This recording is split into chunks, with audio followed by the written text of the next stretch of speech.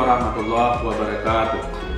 Saya Sulfan SAG MSC, Kepala Man Insan Cendekia Aceh Timur, atas nama pribadi dan seluruh sivitas akademika Man Insan Cendekia Aceh Timur mengucapkan Selamat Hari Raya Idul Adha 1443 Hijriah.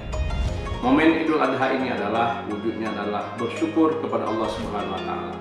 Implementasinya adalah sebagaimana yang telah diajarkan oleh Nabiullah Ibrahim alaihissalam telah menyembelihkan anaknya, yaitu Nabi Ismail alaihissalam.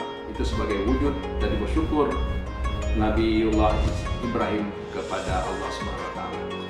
Dalam kehidupan ini kita juga harus bersyukur kepada Allah Subhanahu wa taala.